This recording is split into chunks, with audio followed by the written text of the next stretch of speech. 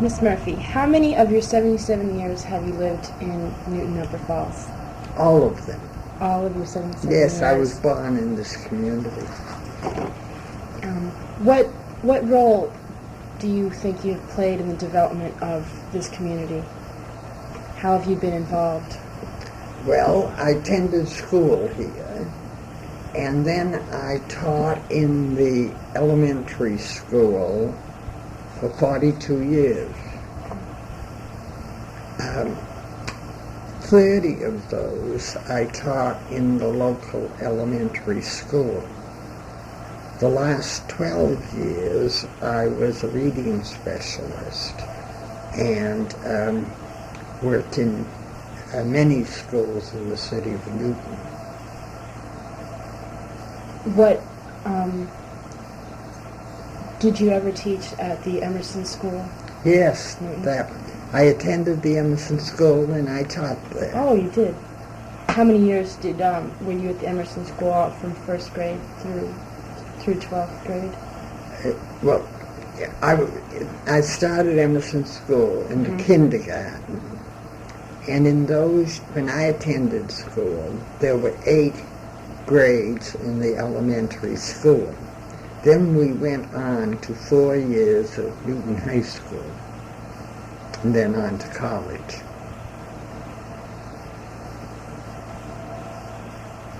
What were the children like at the elementary schools when you started teaching? Well, there were all kinds of children. Bright, average, slow, healthy, weak. Was there an ethnic mix of children of Newton? Yes, there was more really in this area of Newton than in some others, because it's a historic village because of its industrial development during the 19th century. And so many of the laborers had come from foreign countries, and we had a great ethnic mix. Families who had originated in Italy, Poland, England, Ireland, Armenia, France, Scotland, and all. European countries, not Asiatic at that time. Mm-hmm. Was anybody in your family involved in the work in the industrial mills? Yes, my father was. Your father was. Mm-hmm. Do you remember what mill he worked at? Well, the Sackler Lowell company in those days was manufacturing machines for cotton, the goods. Mm-hmm. They were manufacturing the machines, not the goods itself. And what types of things do you remember about his experience in the mill? Did he ever talk to you about the conditions or the wages? Did it seem like it was a good occupation for a man during that period? Well, and there were times when there were labor struggles. The men worked hard. The managers expected a lot of physical work from them. It was the time that they were beginning to develop labor unions, so that they could work together for the betterment of the working men. Do you remember what it was like during the Depression for your family?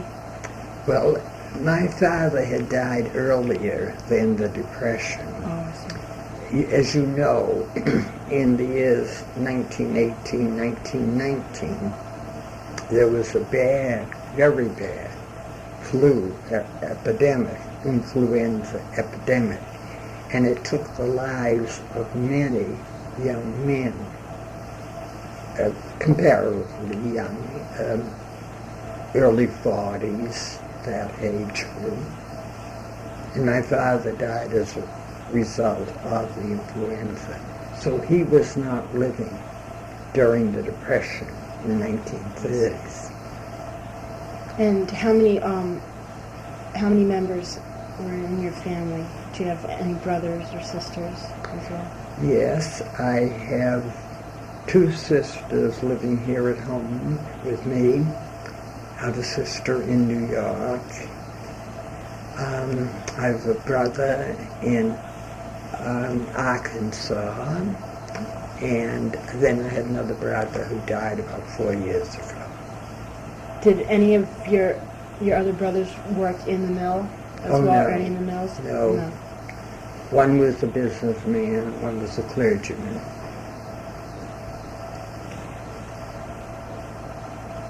Returning to the topic of the education in Newton, do you remember if there were a great many number of male teachers in the schools, or? In the elementary schools, say 50 years ago, the only male member was the principal. All the school faculty were women. However, some of the extra consultants were male. For instance, there was a man who supervised music and came to teach music lessons. There might be a man for physical education, special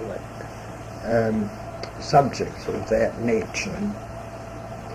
So would you agree that most of the men in that period from 1920 to 1950 worked in the mills? Or can you think of other professions?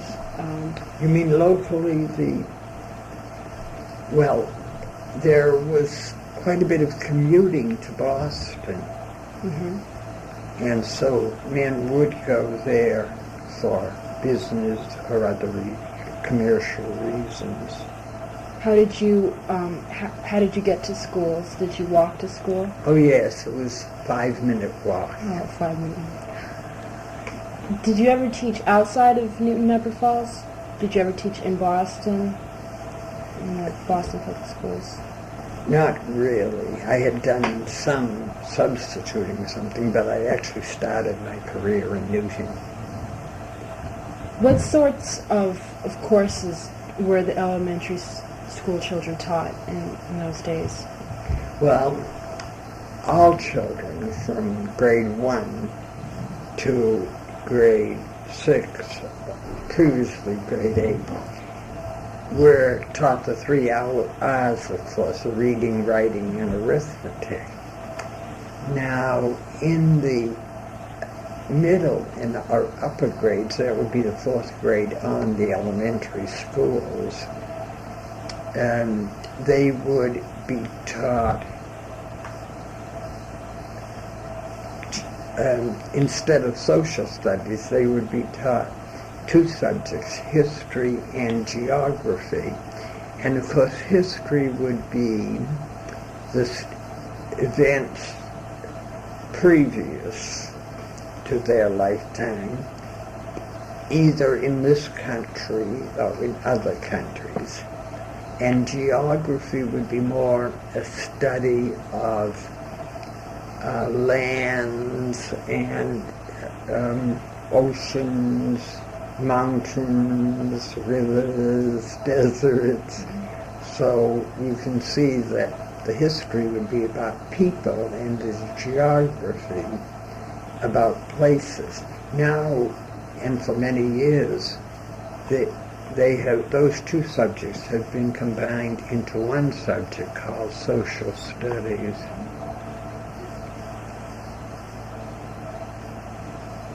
How about the arts and recreation in the schools?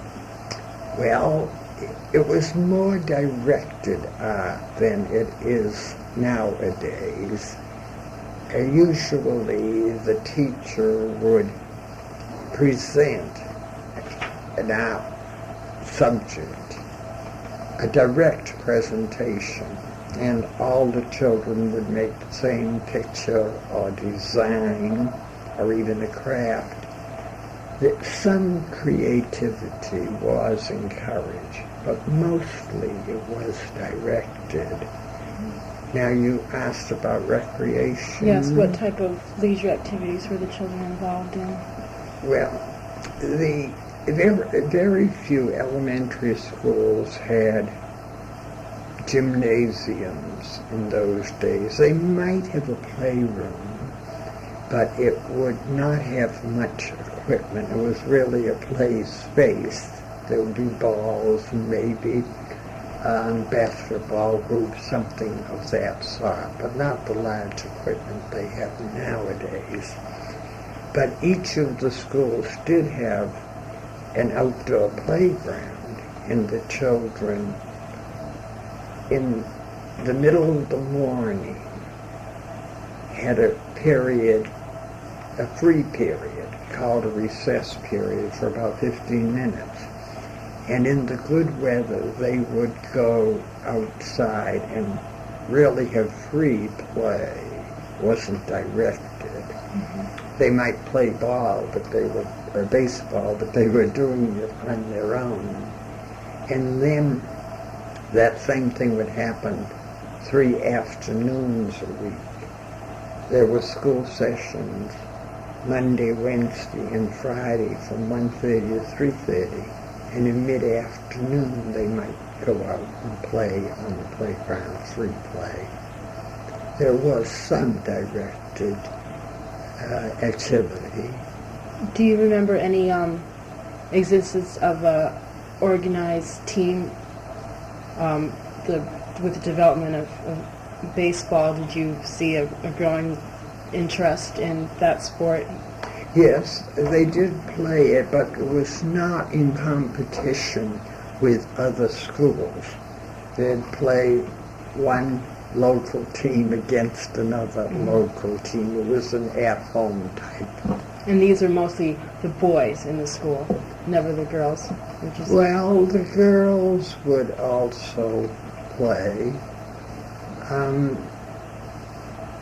Do you feel that the girls were a lot more restricted in the elementary schools then than they are now? I think it was part of the custom of the time. Not just only in the schools, but in the home. The girls were expected to be young ladies, and some of them would be very active and would be called tomboys, but the boys would be more rugged and active, and the girls somewhat more passive, but still in their own ways active. Mm-hmm. Did you ever encounter, well, I'm sure you encountered many problems of misbehavior, and what sorts of measures did the schools or the educator take against the misbehaved student or the student with discipline problems? Yes, there would be some. I think some infractions would nowadays be considered very minor. In those days, children were expected to listen more, not to express themselves so much unless they were invited to answer or to give information. As far as punishment, a child who had disobeyed or was out of order might be kept after school. That was quite common. There was some use of corporal punishment administered by the principal, but there were strict rules about it, and it was not frequently used within my experience.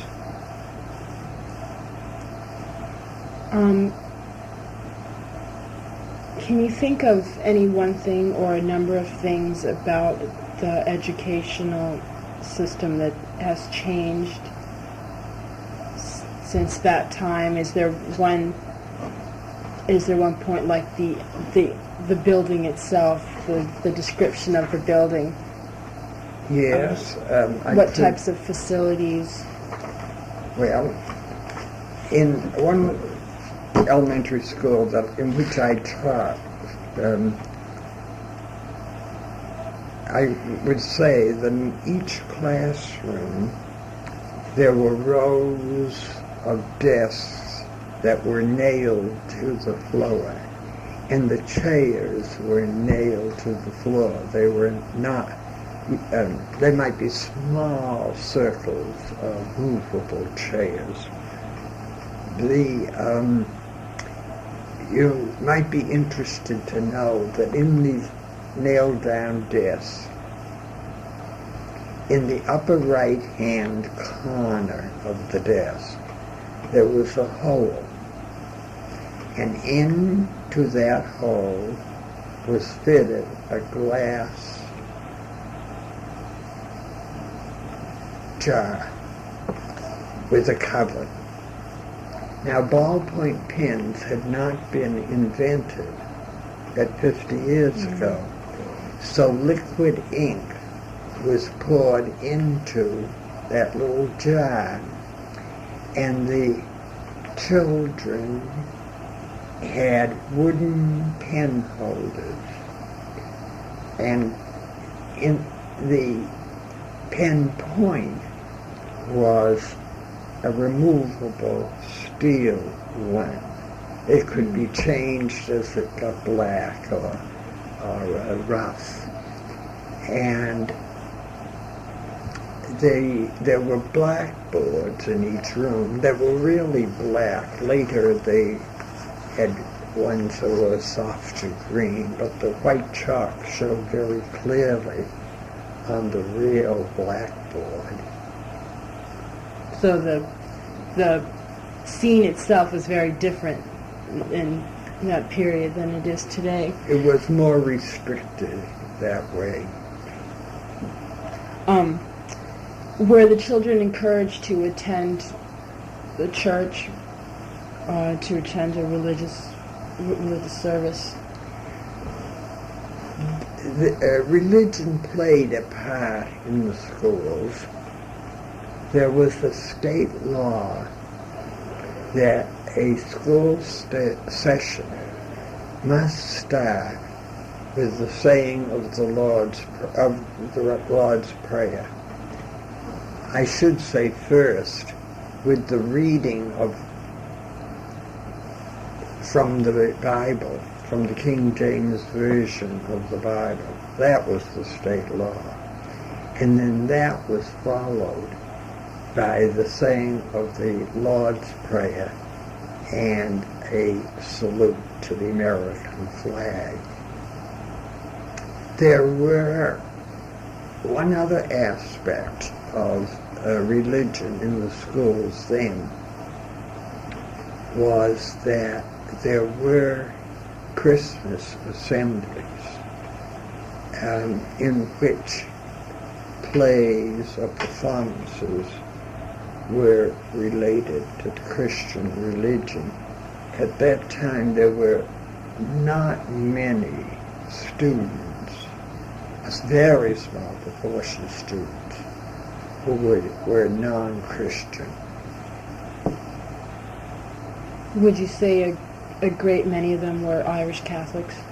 Was there a big concentration of? Well, in the school where I taught, there were Irish Catholics, but there were also Italian Catholics and Polish Catholics. Mm-hmm. And there was a Methodist Church in the village, which was well attended, and there was also a Baptist church. How important is the church in the community? How important do you see it back then in the period from 1920 to 1950, in relation to how important it is now? Are we speaking in terms of the school or the community? The community. How do you see the church as part of the community? I think that it was a much greater part of people's lives in those days.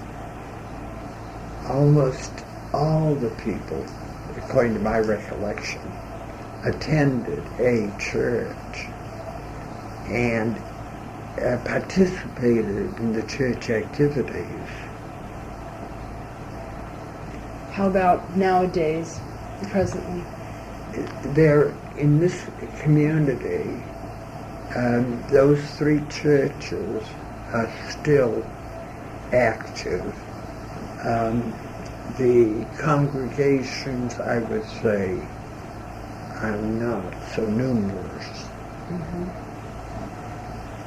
However, there has been good relationships, particularly with the Catholic Church and the Methodist Church. There have been some ecumenical meetings, activities, entertaining, having receptions, one to the other. On the other hand, do you remember any incidents of racial prejudice or any tension between the races in the community or between the ethnic groups? I would not say that there was anything that was obnoxious. And I do think there may have been references, but not necessarily unkindly. They might say that Italian child or that Polish child, but it was more a matter of identification rather than any hard feelings. Speaking of identification, do you identify yourself as an individual from Newton Upper Falls, or would you just tell somebody that you are from Newton? It depends on how far away I am. In the immediate neighborhoods, mm-hmm. or even immediate or adjoining towns, I might say Newton Upper Falls if that meant anything to the person to whom I'm speaking. In other parts of the state, I might just say Newton.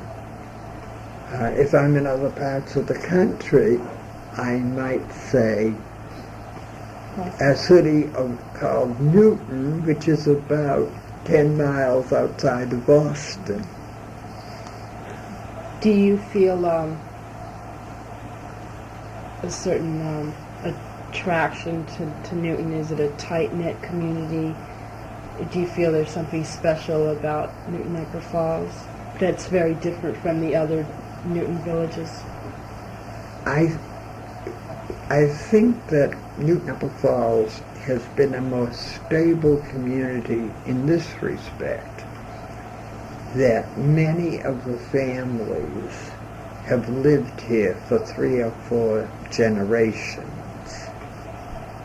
whereas you might get more transients in other parts of the city. Can you attribute that to anything? Do you know of why most of the families stayed in this community for so many generations? That would be hard to say. There has been a good community feeling. I do think now, with housing as it is, that probably many of the younger people are are moving to other communities when they make their own home. What about when the mill, the Elliott Company mill, was closed in 1932, when the mills were moved to Maine? It seems like a lot of the population would have moved out, perhaps some to Maine to continue working in the industry. What do you remember about the mill working? Well, some men did go to Maine, but they were not a large number of the men. Now we remember that these were the Depression years, and jobs of many kinds were hard to find, and people had to take what they could get in many cases.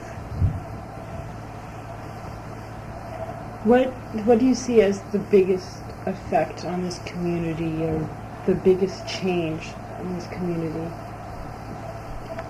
Can you think of? Well, it's been affected by changes in the years, as so many places have been.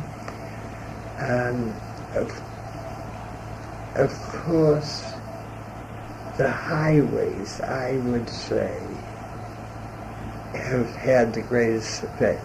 You see, Newton Upper Falls really is almost a triangle. On the south is Needham Street, which is a very busy, active highway. And on the north is Route 9, which is also a busy, active highway. And to the west is Route 128. And so it's almost like an island among these busy highways. So it seems like it's somewhat isolated. Even the Charles sort of isolates it together with the other highways. Do you think that makes a difference in how you see your community, like how your community is separate from the others? I think it has in the past made a difference as far as the children attending the local school, because many of the parents did not want children to cross Route 9. It was so dangerous, and would request that the children come to the Emerson School. But then, you see, it must have been about 6 or 7 years ago, the Emerson School was closed. And that has made a great difference in the community, because the children have to be bused to another school about a mile and a half away. And when you ask what impact changes have made, that was a serious impact. And at the time that school was closed, there was strong local opposition. Why was the school closed? School population, you see, and economic factors. The school committee were faced with the problem of making money go as far as it could because of inflation and tax interest and all. And then they made studies in which they considered the age of the building, the number of children attending, what schools could accept these children, what schools had spaces for them and could incorporate them. You say that the people in Newton were almost outraged with the decision to close the Emerson School. The people in Newton Upper Falls. Yes. Are there other issues that you can remember that outraged the people of Newton Upper Falls, like the close of the Emerson School? Wasn't there once talk of building an incinerator type plant? Yes, there was. There was talk of building an incinerator just over the Upper Falls boundary in Newton Highlands, but on Elliott Street, which is one of the main roads leading into the town. There was a great deal of community feeling at that time against that. And there have been other issues, but that was one thing about this part of the city. When an issue came up, there was strong local interest, and all the people banded together to try to protect the community. Did the people have any feelings or any strong opinions on the types of renovations that were occurring in Newton, such as the conversion of the mills into restaurants and shops, and the area near Echo Bridge? Well, there have been some meetings in respect to that.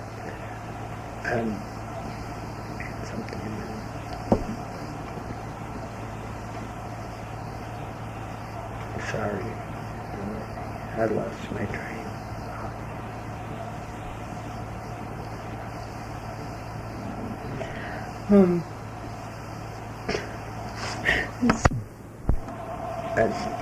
We must keep in mind that much of Newton Upper Falls is now a historic area, and there are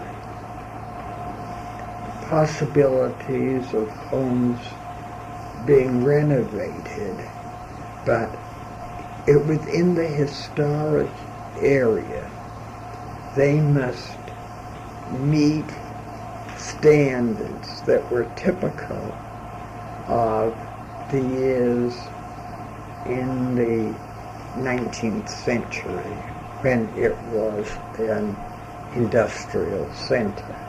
The homes must be typical of that era.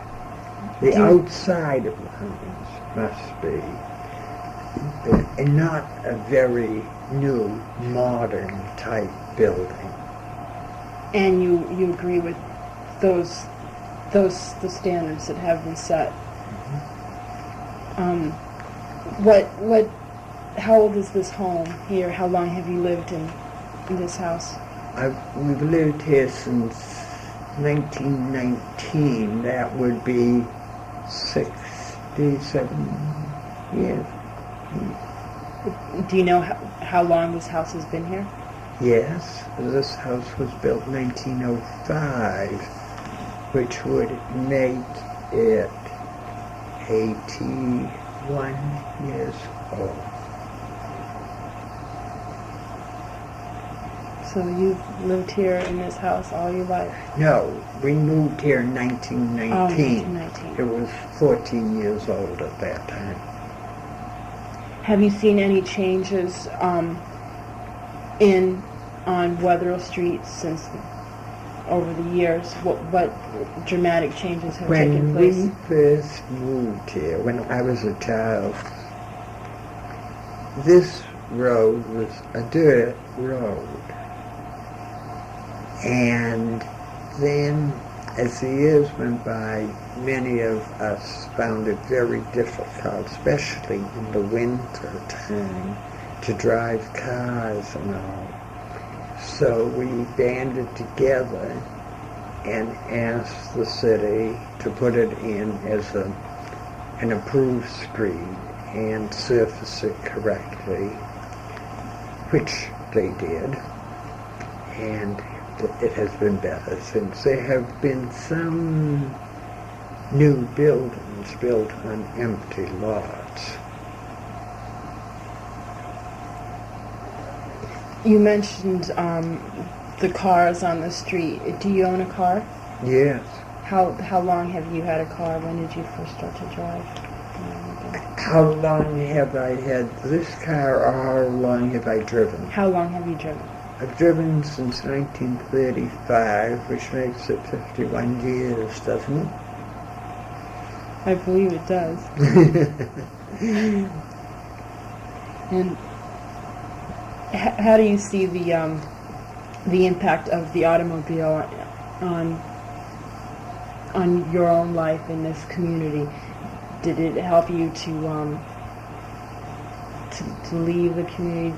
Did you become not so dependent on the shops that were here, on the commercial areas, your leisure activities? Did it take you outside of Newton Upper Falls? Yes, it definitely would, because I've been driving, as I say, for 50 years, and so when I didn't have a car, I was younger and could depend on public transportation and all. But I liked the freedom of having it, convenience of it. What types of public transportation did you rely on? What type of transportation do you remember in the period 1920-1950? It's hard to pinpoint the dates, but there was a time when along Route 9 and along Elliott Street, instead of buses, there were street cars and tracks on the street and trolleys going to a wire. And then over the years, it was about 1930, I think, that on Route 9, the street car tracks were removed and buses were used from like Boston to Worcester or Boston to Framingham. And then I can't recall exactly, but the streetcars were changed to buses on Elliott Street sometime after that, I think. Did you used to take the public transportation into Boston when you were younger, into the city? Yes, and I still did up to within the last few years.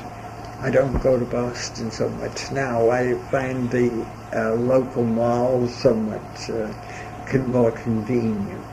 But we have the MTA within a 10-minute walk from my house. I usually drive to a place where there's a parking lot, like Woodland or Riverside, and take the cars in from there. And sometimes people take buses from here to Watertown and get a bus in town. You talked about the malls that are in the area. We were talking about the Chestnut Hill Mall and other malls around here. Do you remember the commercial areas from long ago? From long ago? Yes, they were more small community type stores, grocery stores, and they used to have what they call dry goods stores, which would carry yard goods, cottons, threads, sewing equipment, and so forth. And they did have some chain stores, like First National, A&P was another one, which is now defunct. They were not the big supermarkets that we know nowadays. What types of activities can be found in Newton Upper Falls now? And what type of activities do you remember yourself involved with in your very young years and over the years? Now, do you mean activities for children or activities for adults? For yourself, what activities were you involved in as you were growing up? Well, I used to play tennis quite a bit, and didn't care too much for winter sports. I did try skating and all that, and I did it. But I never liked the cold weather so much, so I myself didn't care for that. And then in school, we'd play basketball. I liked that. I had long arms and could be a guy, And even up to the last few years, for a period of about 5 or 6 years, we went line dancing, square dancing, so kept up some activity.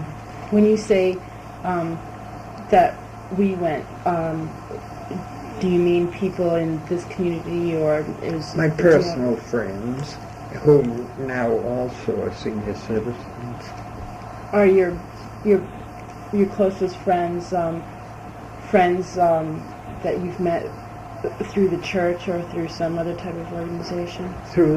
Some of them would go back to my school days, and we continued on together. And then, because I taught in this community, I knew many community people, but I have also been an active member of the church and participated on committees, groups. What is the name of the church you attend? Mary Immaculate of Lourdes. And where is that located? About 5 minutes up the street. And have you been going to that church most of your life? I was baptized there and still go there. Have you seen any changes in the church and the size of the congregation, the size of the building itself, the structure? There have been renovations in the building. The building cornerstone was laid about 1910, give or take a year. And it has been modernized in the interior in keeping with more modern practices. And as for there are there are about 5 masses on the weekend, which are mostly well attended. Mm-hmm. So there seem to be a large number of Catholics in this area. A sizable number, in proportion. And how about when you compare it to the period that we were discussing, 1920, 1950, do you think that many of the Catholics have moved out of this area? Many of the Irish have moved out, for instance? I think there's more an elderly population here. There are still many families, but as I said, because there are not many houses available, as young people get married, unless they have inherited a family home, they have to look elsewhere. Because there are some apartments, not very many, but not many of the local people live in them. There are some condos where the owners of school used to be, but I don't know any local people who live there. Business people may. It's been said that Newton-Upper Falls is predominantly a democratic place. Would you agree with that? Would you say that most of the people in Newton-Upper Falls are democratic? Do you mean politically? Politically. I really don't have any figures to base it on. Mm-hmm. my thinking is that a large number of them might be. But the Ward 5, Precinct 1, which is where we vote, includes some people in Woburn, and I don't know how the mix is as far as the numbers go. How about yourself? I'm a Democrat, inherited it, but independent in my thinking. As a final question, I'd like to ask you how you feel about Newton Upper Falls in general. Do you have strong feelings about this place? Well, having been a lifelong resident and having taught in the local schools, I feel very close to the community. I think it is a closer-knit community. Now, when I was a reading specialist the last 12 years that I worked in almost all the other villages in the city of Newton. And I think because families have lived here so many years and we know each other so well, that it is close-knit. And I feel very much a part of the community, the wide acquaintance here in This was an oral history interview with Miss Katherine Murphy by Rebecca Tasato, conducted on March 25, 1986, at 19 Weatherall Street in Newton Upper Falls. This interview was conducted as part of the oral history project of the Boston College Public History class. The subject that was covered was Newton from 1920 to 1950. The subject that we covered was Newton from 1920 to 1950.